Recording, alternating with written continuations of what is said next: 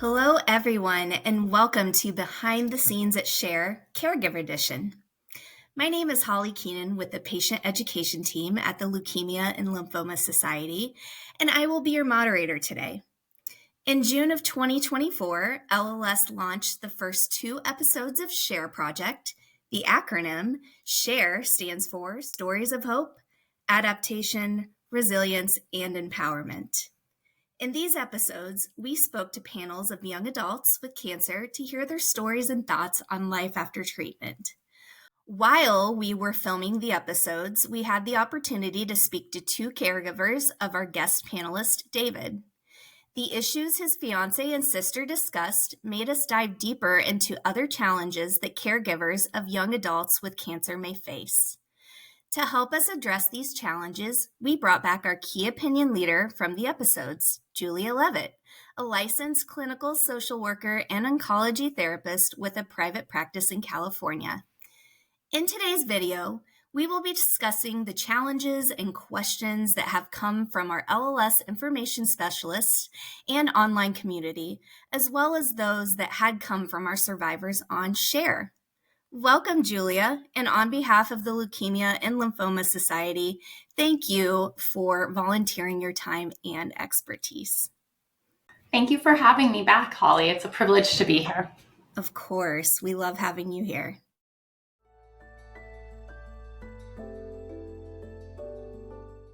Let's start with caregivers who are significant others to the patient. Our first question is, a spouse is concerned for her partner with blood cancer who is immunocompromised due to treatment. They have young children, and she worries that the children will get him sick, so he keeps them at a distance. How can they find a good balance between safety for the patient and the need of a normal parent who hugs their kids? It's a great question.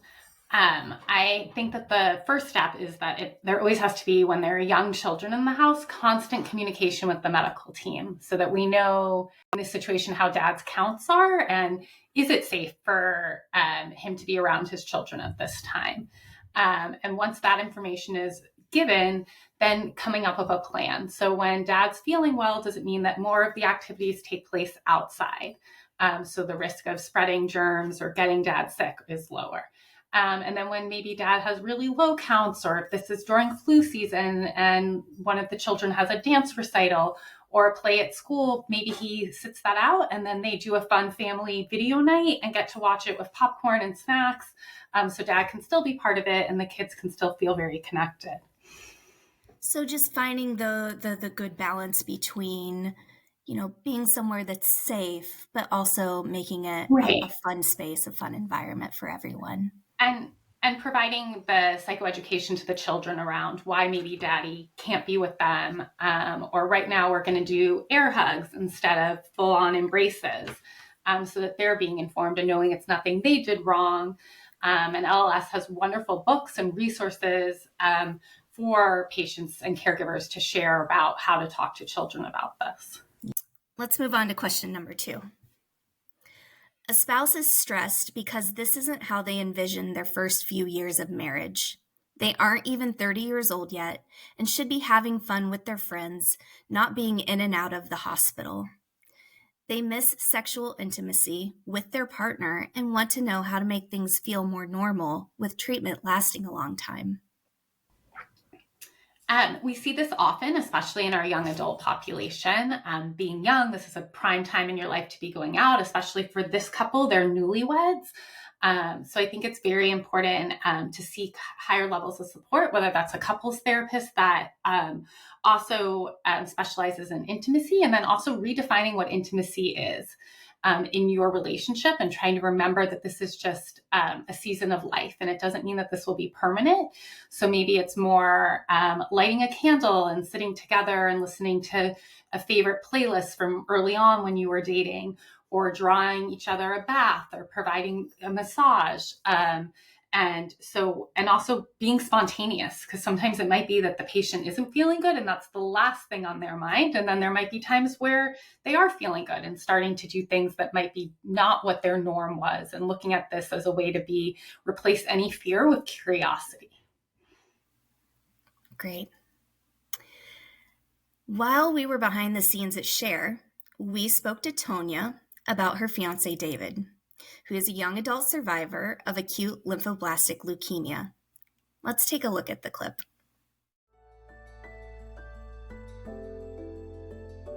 Well, it's funny because we actually, I'm getting a little bit more comfortable saying this now, but we met on one of the dating apps, and I didn't know. We talked probably for maybe 2 months, like a little bit, because he was actually in Cleveland for the summer, and he didn't mention it, and then we met in person. So at this point, it's like 3 months of talking to him. He was like, I actually just want to let you know, like, as soon as we sat down, like, he's like, I haven't been fully truthful with you about something. And I was like, oh, what is it? And he was like, I'm not getting my master's degree in college right now. I'm getting my bachelor's degree right now. And I was like, okay. And he was like, I didn't want to tell you this at first because it took me a longer time to get my bachelor's degree.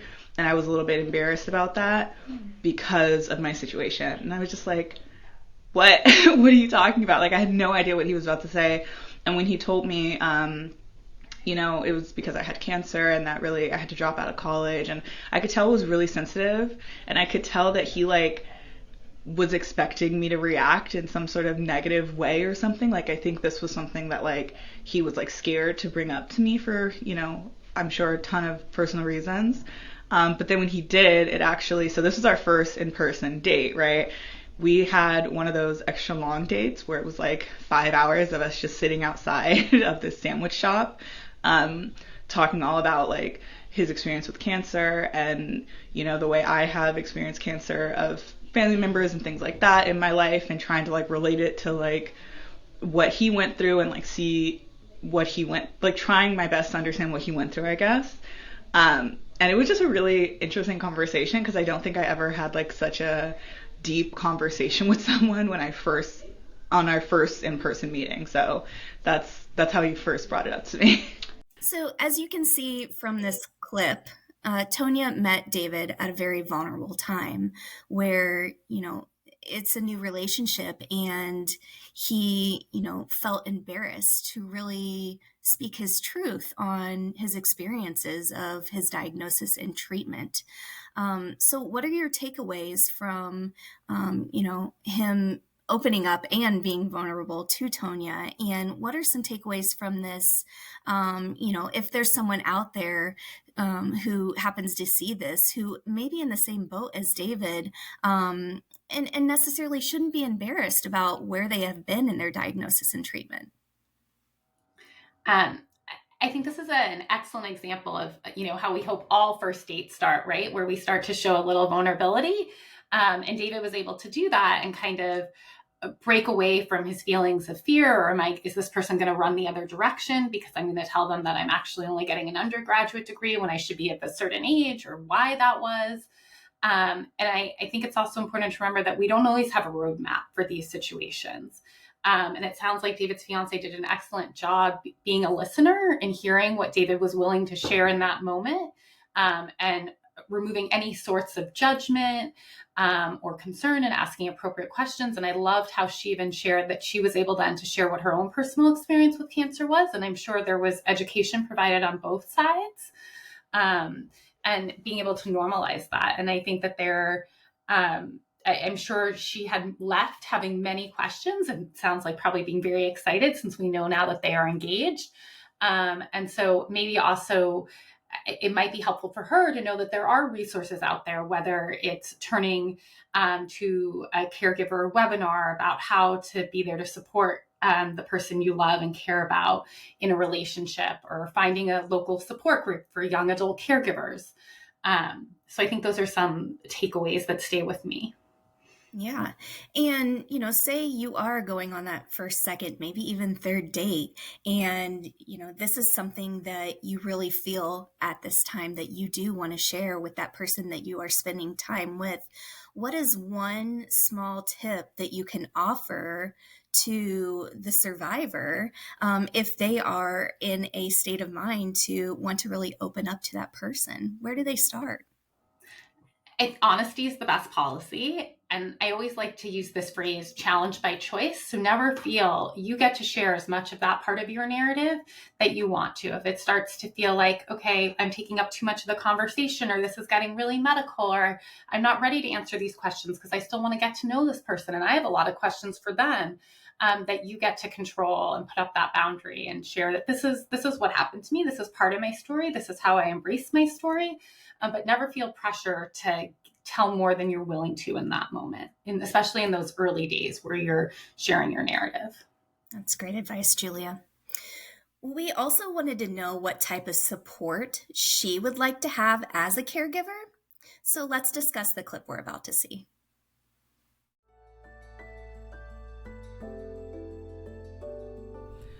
It's really interesting because I don't think I've thought about it.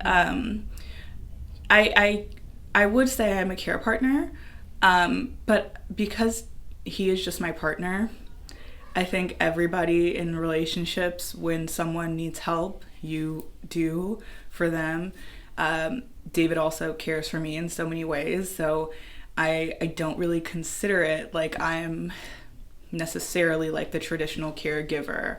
But I guess if I was to say, like, as someone who experiences, I guess, so as someone who is dating a person who has different needs because of the way the cancer impacted their life, I guess I would say just like more support in terms of like being able to have safe spaces to have conversations about like what my partner is going through or what I'm going through or why I can't do certain things with my partner. Like if we have a friend group that wants to go to Disneyland, like we might not go together. I might go with a friend.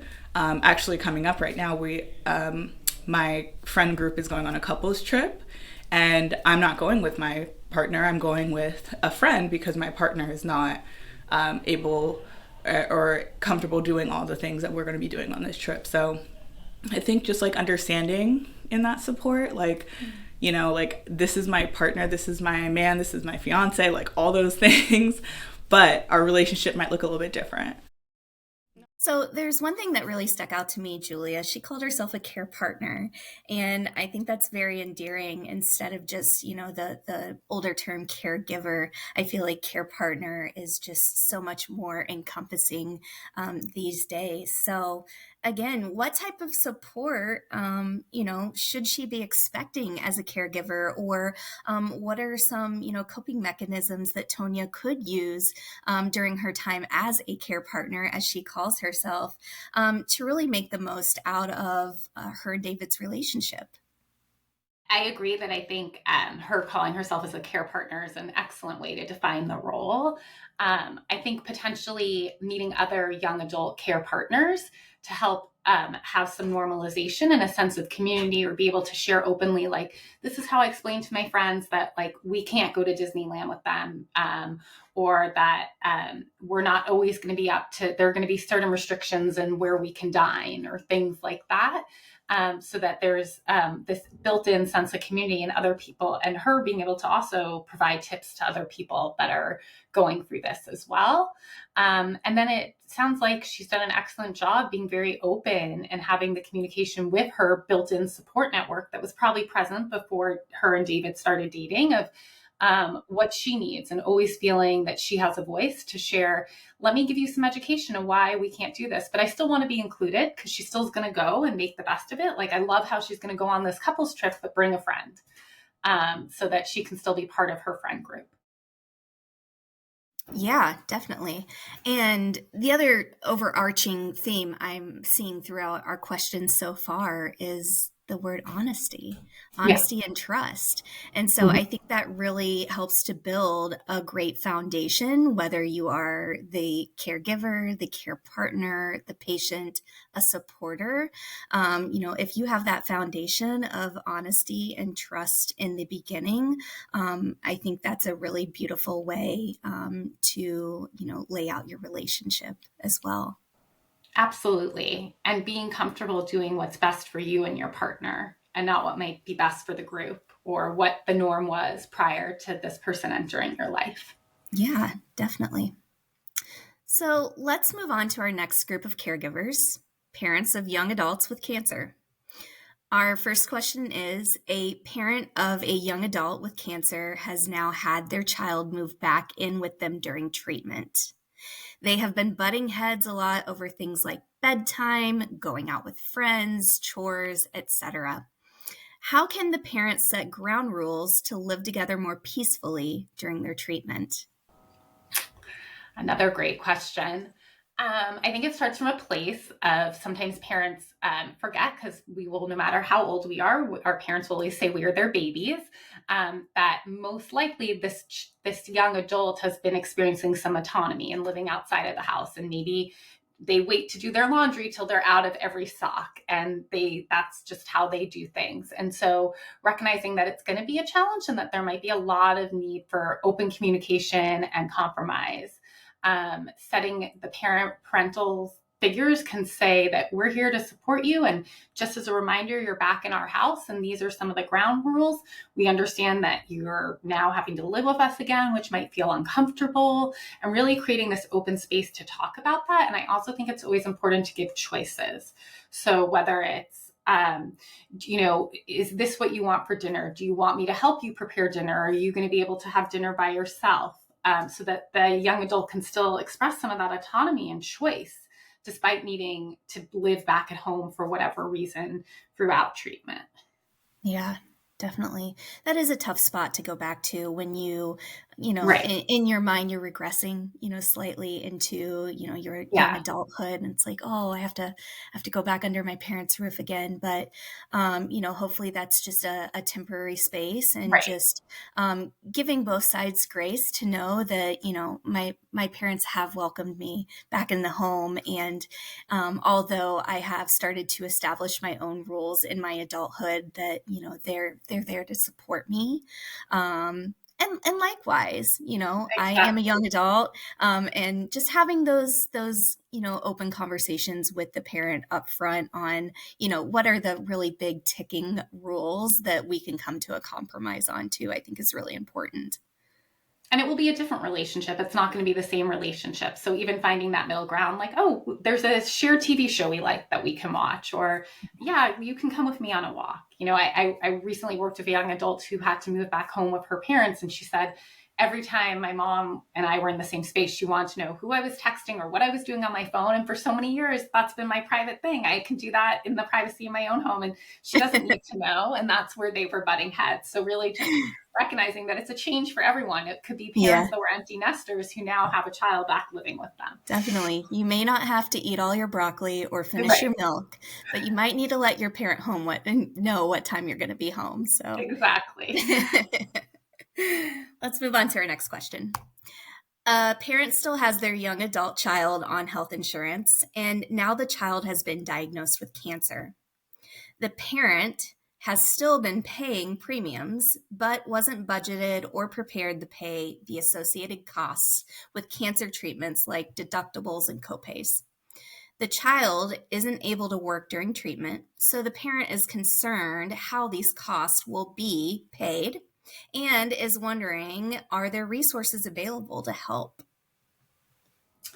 Great question. And what we know about this population of young adults is they face more financial hardship than other populations of patients due to their age. They just haven't developed a nest yet. They could be in the middle of a higher education degree or at their first job and not have all of that banked PTO or savings. So fortunately, there are lots of resources that can be tapped into. I think a good place to start is always either speaking to a financial case manager at the cancer center, a social worker. If this was someone who was working, are they eligible for disability income and applying to the state? And that varies from every state. And LLS has wonderful copay assistant programs for being a young adult. And so really tapping into those financial services. It does take research, and it is a valid concern that parents should have. But I always suggest that it's something that should be addressed in the beginning, so that you aren't getting bills or being sent to collection agencies, and so that you can really be on top of it. Or even as simple as, are you comfortable to start a GoFundMe, knowing that this is a radical change in a family's life and finances are going to be tough? Yeah, definitely. And our Information Resource Center is available to those to Great. navigate and guide you through the copay assistance program as well. All right, let's move on to another question. A parent is concerned about their young adult child navigating a cancer diagnosis on their own and dealing with financial, emotional, and physical challenges that come along with that. They are also concerned about adherence to the treatment and follow-up protocol. How does a parent best walk the line of allowing independence for their adult child, but also making sure they are taken care of? So similar to how we spoke about the question about moving back home, I think it's important to the parents to remind themselves that autonomy is necessary, and to be able to communicate that I'm here to support you. And really start with a question. What do you think you're going to need from us as your family, as your parents, as support? We want you to be able to navigate this. Can I come with you to doctor's appointments? If I come to appointments, do you want me to not ask questions?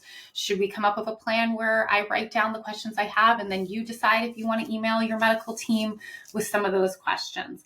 I also always recommend for this age group that these parents try to find their own support network. So a support group for parents of young adults, so that they can also feel that this is a normal fear that they have. Like, we want to protect our children, but there also could be a child in their mid to late 20s that wants to make all of their own decisions. Definitely. Yeah. What happens when a young adult loses medical coverage? How can a parent help them, particularly if they have received a large medical bill from treatment outside of the time when they were covered? The parent is now worried that the young adult may not follow up with treatment due to the high cost now that they are uninsured.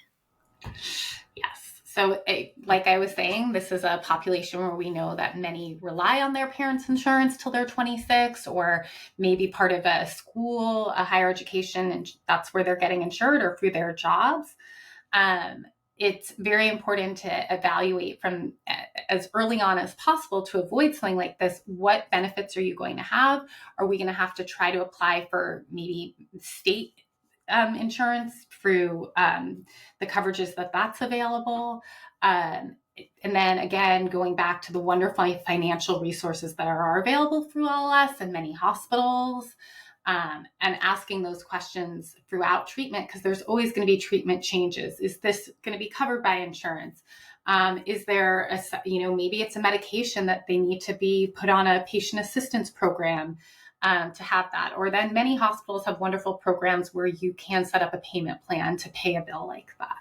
So really with that primary care provider or resources like LLS, just, use your resources that are out there. Right. And, no question is a dumb question at all, whether it may be something big like a huge medical bill or something as little as, are there ways for me to reduce the cost of the medicine I'm about to go pick up? Absolutely. And I think it's so important, Holly, to remember that our young adults aren't going to have as much experience navigating the health insurance, or what it means to ask can you explain to me what coinsurance is, or what it means to meet my deductible? And there are wonderful resources out there that can help to explain that, or just asking at your actual center, because it's a terrible expectation that we would put on a young adult to know all of that. It's hard enough for older adults to manage that part of this. Yeah, it's its own language, right? 100. I always say that. It's like you need to have a dictionary to go with that. All right. Our final group of caregivers we are discussing today are families of young adults with cancer. Our first question is, if a sibling or other close family member isn't the primary caregiver of the patient, such as their spouse or parent, how can they still be involved in helping to take care of the patient or providing support to the primary caregiver? I think it's important to always have a whole team, a rotating team of caregivers. So you may have your care partner or your caregiver that you identify as your primary, but it's so important to include everyone that is part of your team to be there. So whether that means that they're going to come over and keep you company, but also do a couple loads of laundry for you so that the care partner or primary caregiver can run out to the grocery store or go to their own medical appointment for that. And I also think it's important for the patient who might also want time with these other people. So maybe it's coming up with a carpool schedule. So a sibling or a best friend or a spouse, they help coordination of care of driving you to appointments. Or they come up with, let's start a meal train calendar or things like that. So other ways to help, or you nominate them to be the communicator on the team. So whenever there is news to share with your larger extended group, they're the ones sending out that text message or updating the blog and so forth. Yeah, strength in numbers, right? So 100%. if someone, simply comes up to you and says, I want to help, or how can I help you today? It doesn't necessarily have to be a big gregarious task, right? Right. No. That the simplest thing could really help out. Right. And also have those things that you can, whether it's a tangible thing or just saying, I really wanted this new book from the library. Can you go pick that up for me? So being able to also feel comfortable giving tasks out to other people. Yeah. And then a lot of times it's not even a task, right? Maybe they just want, 5 minutes of conversation. Someone to listen to. Yeah. So that those words, how can I help you, are very meaningful and powerful and can be taken in a lot of different ways. Now let's go ahead and take a look at a few clips from Share. I had a toddler when I was diagnosed. So I was diagnosed, my daughter was about to turn 2. She just started daycare. I just started a new job, and we were trying to find that balance of, me coming back to work and being a working mom. And then that, the lymphoma diagnosis sort of fell on the heads of myself and everybody in my family. Masha spoke about having a young daughter while she was going through cancer treatment. How can the caregiver make the household as normal as possible for the child while still acknowledging what their parent is going through in an age-appropriate manner? Sure. I think it's becoming a new normal. So turning to wonderful resources that are available either through the community, through LLS, through the actual cancer center. Most centers have child life specialists that are educated to just help with the developmental milestones and understanding what it means to have a mommy or daddy who's sick and may spend time in the hospital. A lot of times we suggest it, and it's different for every age, but books are an amazing way to start because children learn through processing their play. Getting a doctor's kit that you just throw into the actual play space and letting them play doctor. And explaining things in basic levels that they'll developmentally understand, allowing them to ask questions, mirror emotions. So if you start to talk to your child and they start to say that I'm feeling sad, it's appropriate to say we're sad too, but we're together and we love each other. And then, it may not be that maybe one parent is not around as much or both parents because one's now becoming the care partner. So creating FaceTimes and when it's time for a class activity that the parents are still trying to be there. And also always having like little family check-ins. So checking in with the children to see how they're doing. Do they have questions about what's going on with mommy or daddy's care? Treatment ended up basically taking all of my 20s. So when I emerged from that, about 28 years old, who I was after that was not who I was right before I was diagnosed. Even when I had my bone marrow transplant, really, I was a completely different person. David spoke about being a different person than he was before cancer. How can loved ones move forward to accept the new person that a patient may have become?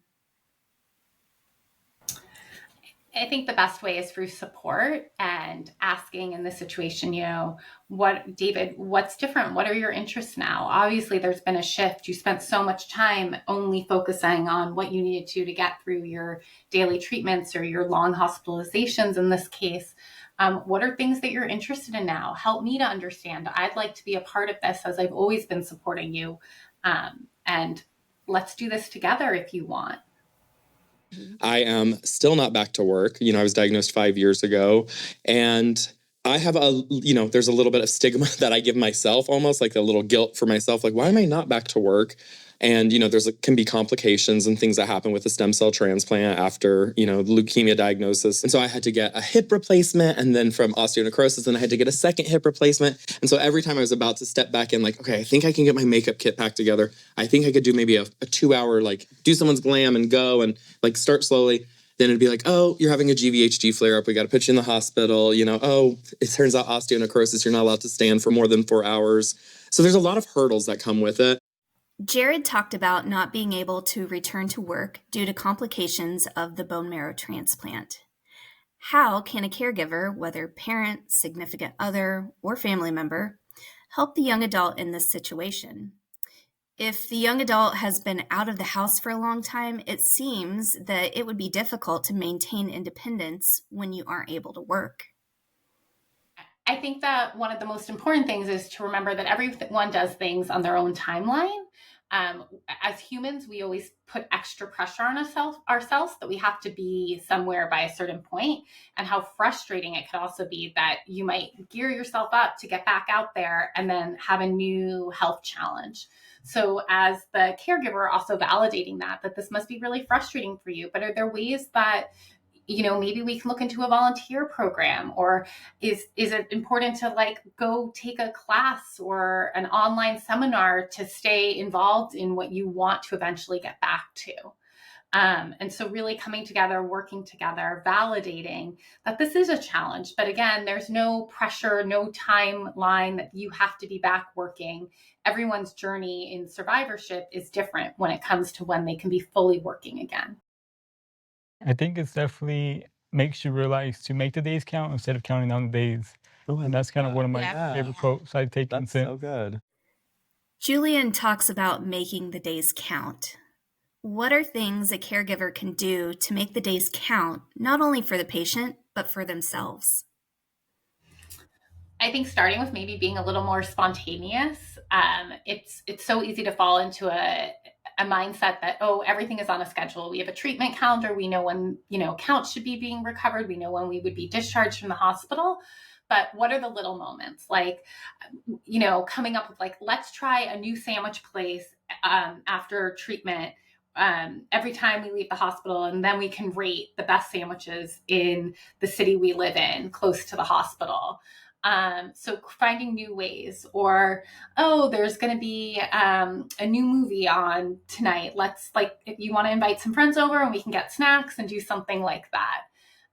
So also really leaning in. And I think one of the best things that a caregiver or care partner can do is really go let the patient guide, and not be afraid if they're saying, I'm feeling up for it today. I really would love to go for a drive. Let's just go look at the ocean.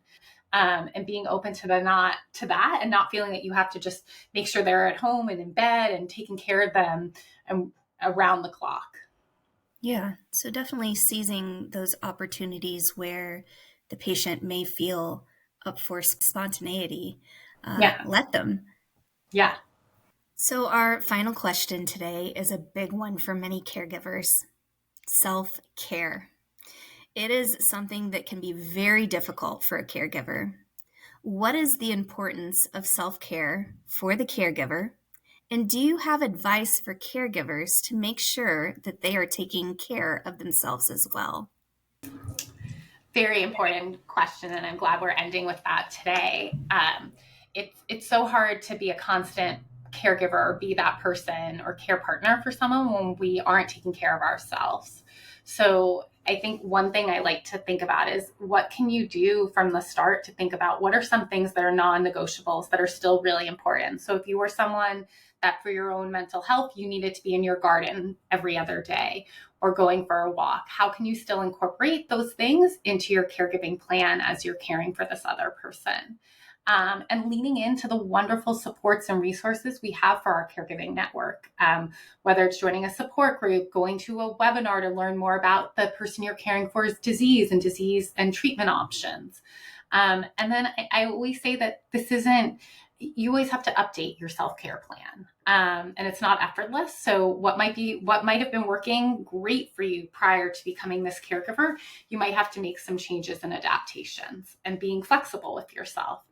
and knowing that it isn't in your best interest to be at the bedside every night during an inpatient stay, and how to take breaks. And during those breaks, are you really doing something that's replenishing yourself? Yeah, and really understanding that self-care is not selfish. Absolutely. It's part of being a caregiver. You want to be your best self to the person that you are helping out. So really taking time for self-care is so important. So in our in-person taped episodes of Share, you shared a cheers with me. So I would love to keep that tradition going. If you wouldn't mind sharing a cheers with me now. Of course. So cheers to you. Cheers to all the patients and caregivers out there. And we hope you join us on the next episode. Cheers. Cheers. A very special thank you again to Julia Leavitt for sharing her expertise with us and for her continued dedication to cancer patients.